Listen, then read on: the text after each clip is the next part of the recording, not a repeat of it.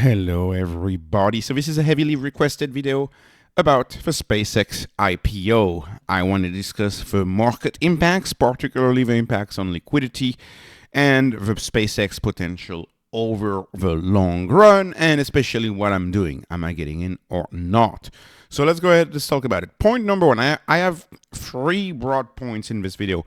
Point number one is that a lot of people are saying that the SpaceX IPO is draining liquidity out of the system. Many people equating the epic drawdown, epic drop, epic pain of yesterday to about the value of SpaceX, and it's slightly less, right? SpaceX is worth slightly less, but yesterday 2 trillion wiped out from the market. Some people are saying, oh, people are selling because those 2 trillions roughly correspond to what the SpaceX IPO is going to be at, right? 1.7 trillion. Of course, that is not entirely accurate because they're only raising about $75 billion. So again, the value of these stocks is always often very theoretical. Not all stocks that's already owned is going to be sold. Institutions hold these stocks for a very, very long run, and so you at any point in time only have a tiny portion of a 1.7 trill valuation which is actually be sold on the market. So that analysis to me does not stack up. It also doesn't stack up, this analysis, because all top stocks, like anything that made sense, like the Max 7s that actually are the bigger names, they were all down 7%. I mean, Nvidia was down 7%, so was Tesla, so was Meta. You may say, oh, that's not the case of Google or Apple or Microsoft. Well, okay, Google did better, but Google had a drawdown much greater over last time, and Apple, of course, very stable. Anyways, will SpaceX trigger a sell-off from other stocks? I think if the sell-off continues, people will blame SpaceX, because that's how FUD works. People will start blaming SpaceX, draining liquidity out of the system. But the truth is, there's a lot of people sitting with cash on the sidelines, using the cash on the sidelines. How many people are like me, really been wary of this market right now and are sitting on cash? I think a lot of people are in this situation. Also, a lot of people perhaps have margin available, and they may draw on margin, of course, to buy the SpaceX IPO, or perhaps a mix of both. But I don't think the liquidity impact will be as big as X would have you believe. That's point number one. Point number two is, will I participate in the IPO? And the answer to that question is a big no. Because no. Why? Because do I want to spend a lot of time analyzing SpaceX to end up with just one share? To end up just one share? That's it? Like, I'm still sour about the Figma IPO, but the Figma IPO was not the only one. Some people reported the same issue with, for example, Gemini. IPOs are oversubscribed. It seems like SpaceX, last time I saw, was something like 14 or 15x oversubscribed, maybe more than that now. So, if your broker is going to give you just one share, and like you're trying to order hundreds of shares, perhaps way more than that, thousands of shares, and it just gives you one share. What's the point? What's the point, right? And there's many reported similar experiences on many IPOs that has been the case. So why would I bother if it's just to get one share? To me, that's the non-starter, is the bad experience with IPOs over the past year, where really retail only got one share. Also, from even if you were allocated the shares, I think it's highly possible that there will be a drawdown at some point. Maybe not in the first 30 days. Maybe later than that, but at some points there will be a drawdown. And why do I say that? Of course, we have our experience with Tesla. Tesla gets so much FUD. Tesla, you have a hit piece on Tesla all the time. Every other day, you have a major pub coming out criticizing Tesla. I don't think it's going to be any different from SpaceX. In fact, hit pieces have already started to press, I guess, to get on YouTube and stuff. This is an example of one that's been trending, I suppose. 1.1 million views, talking about how Elon Musk is stealing the stock market's money with Tesla, like stealing the retirement's money with SpaceX. Just making such easy shortcuts and ignoring conveniently everything about capital formation, and just claiming that how many hit pieces are are we going to have? When Elon Musk, after a SpaceX IPO, likely becomes a trillionaire, think about how much the press is going to go after SpaceX IPO, after Elon Musk. The press is going to be upset, and I don't think that's going to bode well for the stock price. People are going to criticize like crazy. And my take, of course, after yesterday, after the humbling realization that we got another black swan just a few months after the black eye of the Middle East events. That was 3 months ago. We got another one out of nowhere. I believe we'll have other ones. There will be opportunities to add even to SpaceX. I think we will have other major drawdowns. That's my point number 2. So no, I'm not participating in the IPO. And the key reason here is I'm afraid it's going to be just one share. So why bother? Point number 3, of course, is SpaceX potential as a company. This is where my analysis greatly changes, of course. The potential of SpaceX is unfathomable. But how long will it take for the market to recognize it? The potential is huge. And of course, I highly recommend the JP Morgan, Jamie Dimon to Elon Musk interview. Really good stuff. And of course, Musk still, thinking 10 years ahead, Musk speaking about things that are many years ahead. He barely talked about the concrete things of SpaceX right now, which is the compute that they have, which is the X social media platform that they own. No, he didn't talk about that. He talked about the future. And of course, why is SpaceX raising money? It's raising money because they need $75 billion for their build out of the next generation Starship, which is well on its way, which is tremendous. A 30-foot cargo bay, he mentioned. Think about how big that is.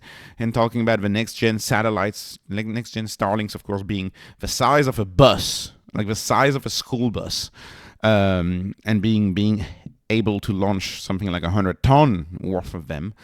And again, think about the headlines you're going to get from the traditional media who are going to hate on that, saying, oh, SpaceX is polluting space. Space is polluted, which is like an old headline that they're going to rehash entirely, forgetting the huge vacuum of space and how space is actually huge. Oh, SpaceX is putting our astronauts in danger because look, they're going to get hit by a bunch of thousands of satellites who are just in orbit or abandoned. You're going to get a lot of hit pieces, and if it blows up, if one blows up, oh boy, I can't imagine the market makers what they're going to do to the stock. Like, what if a rocket blows up? What are they going to do to the stock? Oh my gosh. So anyways, he's talking about next-gen Starship, of course. Bus-sized satellites, bus-sized AI satellites too, which is kind of a AI data center story. Talking about how the next generation Starship is literally designed to be super cheap. And of course, that's the Elon Musk playbook. Always orders of magnitude cheaper, always thinking in orders of magnitude. The goal is to have the next generation Starship run on oxygen, which you get from the air, right, and methane, which you can get from natural gas. You can also manufacture it from biogas. I remember Musk talking about that not far ago, saying you can entirely do without fossil fuels if you were to actually manufacture methane through other techniques, like bio techniques. Anyways, the point is, it's going to be the lowest cost. And he said to transport 1 kilogram of stuff to space could be about the same cost as transporting 1 kilogram across the Atlantic Ocean. About the same cost. So same price as air travel to send something to space. Of course, when that happens, and it seems to be happening, it's a revolution. Starship, I envision keeping its literal monopoly on space access, at least for the big satellites, right? We have Rocket Lab that does small satellites and stuff, but for the big, the big mass, sending the mass to space, the bulk of the mass is going to be sent with SpaceX and with Starship, and of course that's going to be a near monopoly that the media is going to have a field day criticizing again. And Elon Musk, of course, in classic Elon Musk fashion, is not talking about the now, which the analyst would have liked to hear, but he's talking about things like manufacturing on space, things like space hotels, talking about California railroads and taking people to out the middle of nowhere. Now California, being a big state, is saying, oh, we're going to take people to the moon, and the moon is going to be a big space at some point where people live.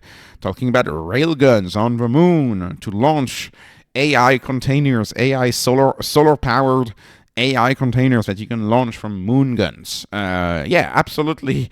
10 years out. He's thinking 10 years out. I don't know how much the market is going to price that in right now, but the long-term total addressable market for SpaceX is absolutely tremendous. He quantified it in terms of energy. He says SpaceX will help harness 1 million times more energy than on Earth, because the sun, of course, in space is much brighter, and you can manufacture it on the moon, send it into space, and he wants to create a space civilization, of course, thinking 10 years out. And he's talking, if SpaceX achieves something like capturing 1 million times more energy than on Earth, then he's saying there's still another 1 million to go. So essentially going for the total addressable market, talking about the talking the total addressable market narrative as nearly infinite. And of course he could have said much more, because space is much bigger than that. It's that I happen to believe there's a lot of potential with Mars. Talked very little about Mars, terraforming Mars. Talk a little bit about that, but barely. But I happen to believe there's tremendous opportunities in asteroids, and you have asteroids that are much closer to Earth than Mars. And asteroids are something like 80% metals, and of course metals are commodities. Metals can be very expensive. I think space mining is a big deal. I think there could be a business there. Space sales, I think there could be another business there. Or there's tons of things that they could do. Space weather. You could do space weather. You could put mirrors on satellites, and actually have sun on demand, and like a city in the middle of the night. You want to light up a city in the middle of the night with actual sun. You could do that by just having a few mirrors reflect the rays of the sun. There's so much stuff that could be done in space. The creativity is really the only limitation as to what you can do, and there's another world to explore, and it's it's much bigger than, say, the Renaissance landing in America. This is much bigger than that, and of course that's going to be the story for the next decades, multiple decades. And the key is, how is the market going to price it? My guess is as long as we have this FUD world going on, we could get so many opportunities to actually get into a stock. So I'm not worried. I think there will be opportunities. Space is huge. Let me conclude this video talking about the now, the potential of the company as the now. So not talking about space containers launching from railguns from the moon. We're not there yet. I'm talking about today. What is going on today? Well, today, XAI is the big deal in SpaceX. They're getting almost $1 billion a month from Google, and Anthropic is also paying a tremendous amount to rent the compute. We have X, the social network, which is a pretty big deal. Again, I think the X acquisition is turning out to have been a very good move for Musk. He really turned that social media around, making it the single source of truth, as he calls it. You have a Starlink service, which is taking the world by storm. Most airlines use it now. Most people will likely use it. I see Starlink in my own little Texas neighborhood. I see people having Starlink instead of having fiber. They prefer Starlink because the ping is fast. It's very fast, and it's clear that internet that goes through satellites is going to be much faster because it's just much more direct than fiber. Anyways, that's at least my take. Cell phones are coming, and the disruption of AT&T and Verizon is, in my view, coming. But that's going to be true on an international scale, on a world scale, not just true on a US scale. You have the NASA business, of course. NASA talking about spending ever more money, and who's going to get a bunch of that money? I think it's going to be SpaceX. And perhaps because Boeing's solution perhaps are going to fail. Perhaps, I don't know, maybe I'm wrong. Military business, we don't know much about that, but that's going to be a big part. Macro hard, that's the AI models, the AI division. Macro hard, of course, is Elon Musk trying to disrupt Microsoft, right? It's a play on words here. Microsoft, macro hard, trying to disrupt, thinking that software will just be AIs, and the software will be built by AI as you go. And so, your tabs, your buttons, everything will just be created live, real time by AI. And of course, with Terafab build out and their plan to build one of the largest manufacturing facilities for chips out there. And that's all part of a SpaceX plan. And this is more concrete. This is more today than the railguns on the moon, which is more like 10 years plus out. Maybe faster. I don't really know.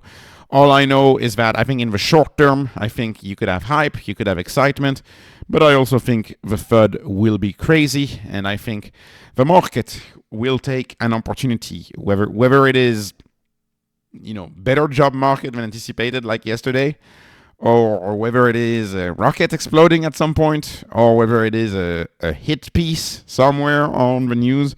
I think there will be opportunities to buy it, and to me, the odds of getting just one share of SpaceX, just based on experience with recent IPOs, I think these odds are very high, and I'm like, why bother if it's just to do one share?